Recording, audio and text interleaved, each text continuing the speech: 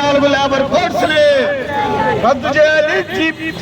జీరాంజీ బిల్లుని రద్దు చేయాలి. జీరాంజీ బిల్లుని తీసుకొచ్చిన జీరాంజీ పథకాన్ని, జీరాంజీ చట్టాన్ని, నూతన విద్యుత్ విధానాన్ని వర్తిల్లాలి. కార్మిక కర్షక ఐక్యత, కార్మిక కర్షక ఐక్యత, కార్మిక కర్షక ఐక్యత.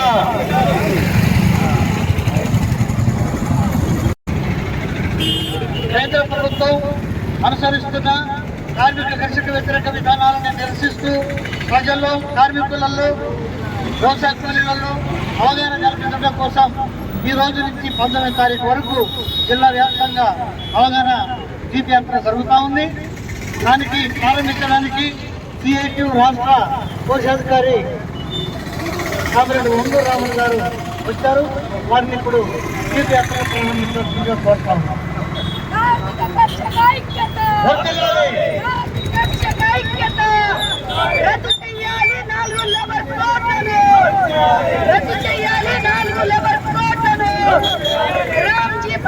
చట్టాన్ని వెంటనే, రామ్జీ చట్టాన్ని వెంటనే, మోడీ ప్రభుత్వ వ్యతిరేక విధానాలు. 19వ తేదీ వరకు నిజామాబాద్ జిల్లాలో ఉన్నటువంటి అన్ని మండలాల్లో రైతు సంఘం, వ్యవసాయ కార్మిక సంఘం, సిఐటి ఆధ్వర్యంలో జీపు యాత్ర నిర్వహిస్తున్నాం. ఈ జీపు జాతాలో ప్రధానంగా కేంద్ర ప్రభుత్వం తీసుకొస్తున్నటువంటి కార్మిక వ్యతిరేక, ప్రజా వ్యతిరేక, రైతు వ్యతిరేక విధానాల్ని ఎండగడుతూ ప్రజల్లో, కార్మికుల్లో విస్తృత ప్రచారం నిర్వహించడం కోసం ఈ జాతాన్ని నిర్వహిస్తున్నాం.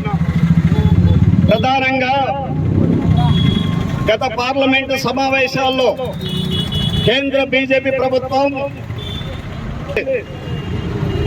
2019-20లో 4 లేబర్ కోడ్స్ తీసుకొచ్చి కార్మికుల్ని ఇలా బానిసలుగా మార్చేటువంటి విధానాలకి ఒడిగట్టింది.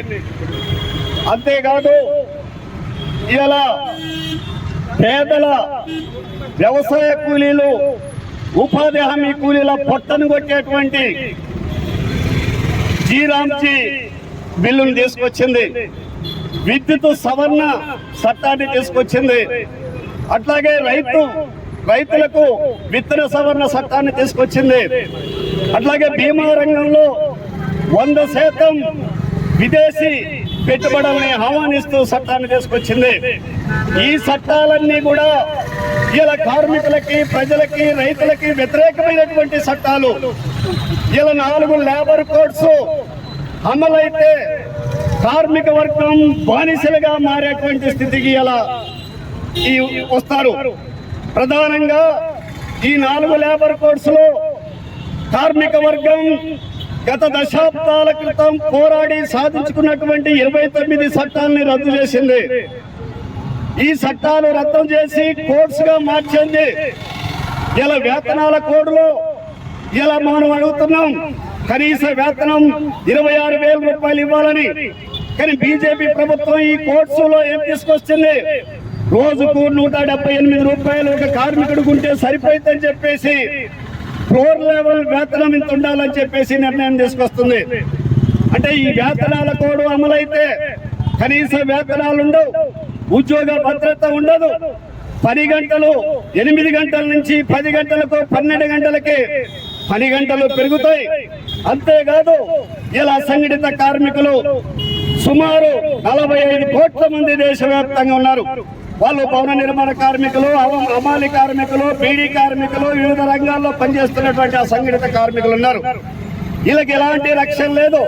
2008లో వచ్చినటువంటి చట్టం, సామాజిక భద్రత చట్టం కూడా ఇలా ఈ కోర్ట్స్ లో కలిపేసి ఎలాంటి రక్షణ లేకుండా పిఎఫ్, ఈఎస్ఐ, చట్టబద్ధ హక్కులు, గ్రాడ్యుయేట్ లాంటి ఏమి లేకుండా చేస్తున్నారు.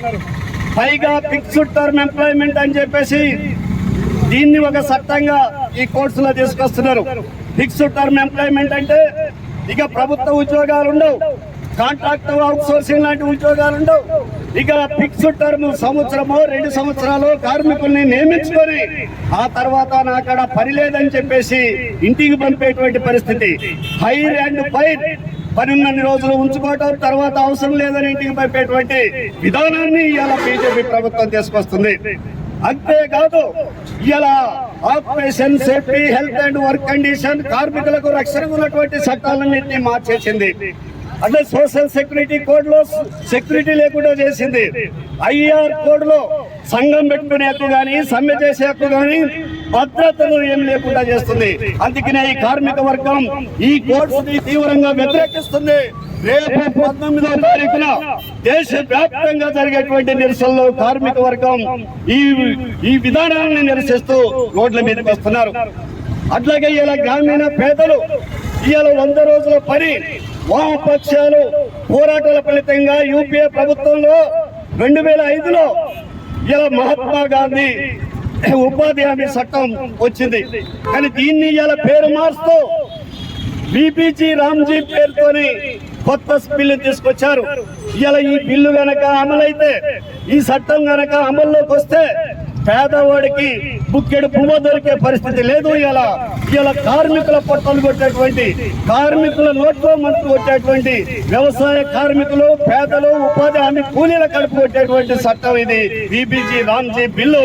దీన్ని సంపూర్ణంగా వ్యతిరేకిస్తున్నారు ఇలా దేశ ప్రజలంతా.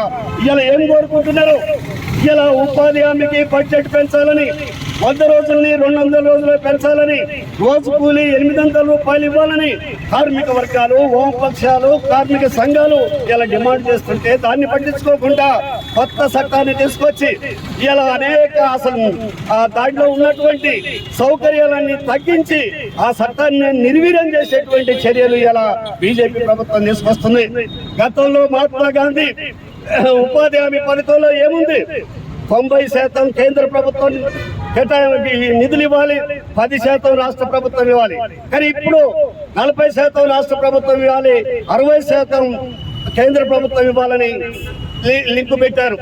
అసలే దీని చట్టం 200 రోజులు పెంచేది పోయి దీన్ని 100 రోజుల నుంచి 125 రోజులు పెంచడమని ఒక పక్క చెప్తూనే దీన్ని నీరుగా చేటువంటి చర్యలు ఇలా చేపట్టింది.